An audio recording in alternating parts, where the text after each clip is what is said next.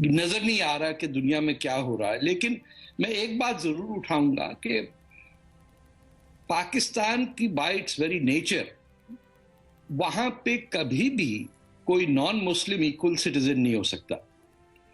ना सिर्फ ये कि मुसलमान का मसला है, वहां अगर आपकी जबान उर्दू नहीं है तब भी आप इक्वल नहीं हो सकते। आपको 71 में याद होगा कि पाकिस्तान ने अपने ही मुसलमान बांग्लादेशियों पे 30 लाख आदमी मार दिए। अभी बलोचिस्तान में सब मुसलमान ही है ना। वहां जो हशर हो रहा है कि अब तक कोई 10,000 लोग मार चुके हैं, 18,000 लड़के गायब हैं अपने घरों से और कोई पूछने वाला नहीं है। खाना जंगी का बिल्कुल सिलसिला है। पाकिस्तान का सबसे बड़ा प्रोविंस है, 44% एरिया पाकिस्तान का है। मसला ये इंडिया पाकिस्तान का या हिंदू मुसलमान का नहीं है। मसला ये है कि जो बैनुल-अक़वामी या इंटरनेशनल लॉ है या वो United Nations fundamental human rights पे जिन मुल्कों ने साइन किया हुआ है उन पे कोई ये नहीं पूछता कि आप उस पे इंप्लीमेंट करते हैं या नहीं। वजह उसकी ये है कि यूनाइटेड नेशंस में इंडिया का तो एक वोट है, रूस का एक वोट है, चीन का एक वोट है और इस्लामिक कंट्रीज के हैं 22 वोट, 53 वोट। ये इतना बड़ा ब्लॉक है कि United Nations human rights council का चेयर जो है वो सऊदी अरेबिया है, जहां पे आप सोचिए कि हिंदुओं के साथ जो पाकिस्तान में हिंदू रहते हैं उनके लिए पाकिस्तान जन्नत है कंपेयर टू सऊदी अरेबिया, जहां के अगर आपके घर में कोई बुत मिल जाए तो सऊदी पुलिस आके आपको बंद कर देती है, जेल में डाल देती। लेकिन उनके पास पैसा इतना है कि हिंदुस्तान की हुकूमत चाहे बीजेपी की हो या कांग्रेस की हो, उनमें इतना दम नहीं है कि वो सऊदी अरेबिया के एम्बेसडर को बुलाए और कहीं निकल जाओ यहां से। वो तो इंडिया की लड़कियों को रेप करके चले गए, आप कुछ नहीं कर सके। तो अगर तो सिलसिला पाकिस्तान के हिंदुओं का है तो पहले हिंदुस्तान के, चाहे वो कांग्रेस के हैं लोग, राइट विंग हैं, लेफ्ट विंग हैं, उनके अंदर जरा सी एक पॉजिटिव नेशनलिज्म होना चाहिए।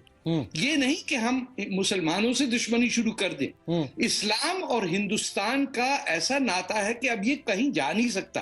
इट इज इंटेग्रल टू हमारे सब जो मुसलमान हैं, हम हिंदुस्तान के, हमारे दादा परदादा अगले नस्लें सब हिंदू थे। हम तो हिंदुओं से मुसलमान बने ना, आसमान से तो नहीं आए।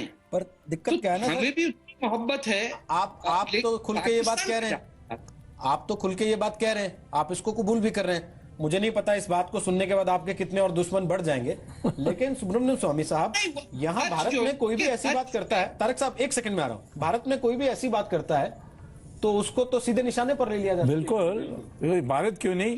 मैं हार्वर्ड में प्रोफेसर था तो इसी बात पर कि जब मैंने कहा कि मुसलमान को हिंदुस्तान में कबूल कर लेना चाहिए कि उनका पूर्वज हिंदू है, उसी पर हमारी कोर्सेज को कैंसिल कर दिया था।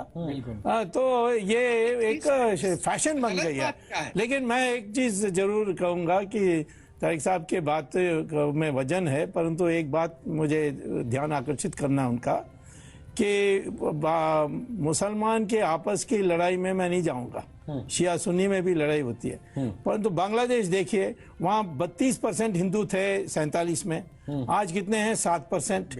आज भी वो वहां के मुसलमान इतना यातना सहन के करके वेस्ट पाकिस्तान के मुसलमानों से हिंदुओं के साथ जो व्यवहार हो रहा है वो उतना ही बुरा है जितना सऊदी अरेबिया में। नहीं प्रोफेसर साहब एक सेकंड, ठीक बोलिए सर, बोलिए। इंडिया बांग्लादेश में जो हिंदू की पॉपुलेशन कम हुई है वो पाकिस्तान ने 1971 में जो जेनोसाइड किया उसकी वजह से हुई है। तो बांग्लादेश इस वक्त वाहिद इस्लामिक कंट्री है, वो भी चल रहा है अभी तक, जहां पे किसी हद तक सेक्युलरिज्म का है, जोर है, और वहां पाकिस्तान की ISI और जमात इस्लामी अपनी हसीना शेख की हुकूमत को उलटने के लिए 24 घंटे लगी हुई। सऊदी पैसा भी आता है वहां पे। Bangladesh is possibly India's closest Islamic country as a friend, या ईरान हो, लेकिन असल मसला सऊदी अरेबिया और पाकिस्तान का है। नहीं, मैं कहता हूं कि हमारी सबसे निकट मुस्लिम देश इंडोनेशिया है, बांग्लादेश नहीं है। इंडोनेशिया में वो तो बिल्कुल संस्कृति अपना ही मानते हैं।